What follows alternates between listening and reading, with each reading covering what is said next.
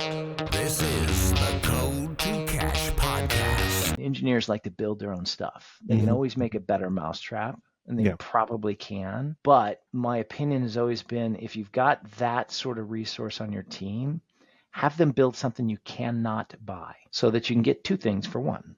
Go have them build something you can't buy and go buy something you can buy that they could have done better. Right? Otherwise, you get incremental returns for a lot of wasted effort. And it's hard to get those engineering teams to say, well, we'll just buy this off the shelf. Interesting. Curious, what comes up most often? Like if you had in your previous job, if you had this sort of excess engineering capacity, what would you want to have them build? Okay. So it's a cool story. When I was at eBay, I got hired by the chief data officer, who was a new role and a new function. We were working to support the global growth marketing organization. So paid, earned, owned globally. Give you a sense of the scale. This was a few years ago. Easily $1 billion with a B of paid media spend a year. So big budgets, right? 1 point of return efficiency on $1 billion spend is a lot of money. And so they put a lot of energy into optimizing. It was a really interesting case study. What we were trying to do when I got there was make sense of customer data.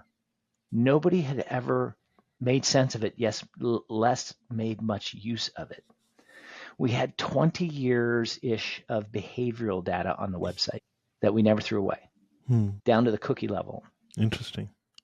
And we spent a while stitching it all together. What became, I have to find the link, but you could probably find it on eBay. You can now look at your eBay history, and it shows a timeline of everything you've done, buying, selling, bid, offer, of join.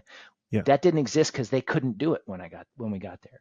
Makes but sense. Once we put that all together, then we started thinking, how do we grow the business? And so we got into personalization, we got into uplift models, we got into, how do we growth hack that data and deploy it through our email channels or our paid media or social media channels? Can we use it for targeting? Can we use it to drive personalization on the merch strip level on the website? Otherwise, can we, we just started to make money with that data. And we call that personalization now. But back then, you couldn't buy any of that stuff. Makes sense. When I was at Dell, that was before Demandbase. General friend of mine called Rishi Dave, who's since done a couple of CMO gigs and is now at Bain. He was running the B2B side of Dell.com, and I was running the social media analytics team. And we collaborated to brute force figure out IP addresses mapped to our CRM system in Salesforce, so that we could determine what accounts we're looking at on our website. Interesting. And we made a ton of money with that prospecting. That is now called 6Sense. Oh, wow. It's not six. I mean, it's the concept of what 6Sense sells. But that's what we were just. What did we do? We went and got the web logs. And we shipped it offshore to a lower cost region, and we had them literally do who is lookups one at a time on the web. Oh my God! Go over to our CRM and input manually the IP address, and once you had the IP address block, you could fill in the blanks, because most B2B companies have static IP addresses, and we knew enough about that. So now once we built that, then we take that data set, went back to our web logs and started mapping it to CRM accounts. And then we had to figure out what was on the page. Because we didn't know what was on the page. So Rishi says, fine, I'll change the URLs to include the product name on the page. So now we could say what product they were looking at. And next thing you know, I know that this company's looking at storage. And, oh, by the way, we don't sell storage to them. Okay. Because I have it on a spreadsheet or in the CRM. Right? And so now I know that's a prospect. Now what do I do with it? It's a hot lead. No form. No form. Formless leads. Right? This sounds a little bit like some open source intelligence stuff. It is intelligence that's operationally actionable. Yes. And it's thinking outside the box, and it's thinking about what data do we have and how could we use it but nowadays that's called personalization, right? It's like, so now what do? We unlocked that at Adobe, same playbook, by the way. When I got there, they weren't doing that.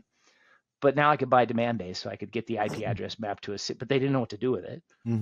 So we figured out what to do with it. And that turned into, first visit personalization on the website. When they come in, we know what that account is interested in because we've seen account behavioral activity. That visitor may or may not have ever been at the website. In fact, they probably have not, because you get 1 to 2 visits per visitor per sales cycle in the enterprise. I know from experience. So that visitor probably has never been to the website, but we know what their peers are looking at. So we suspect that they're interested in the same thing, and we serve up the same content. Makes sense. It's likely more relevant than them hunting and pecking and looking for whatever they came to look for. Yeah. Until we had a signal at the cookie level that says they're actually not interested. Now they're interested in something else. Okay, let's flip the personalization to that. Yeah. Right. So companies have been doing personalization for a long time. It's longer than you've been able to buy it, is what I'm getting at.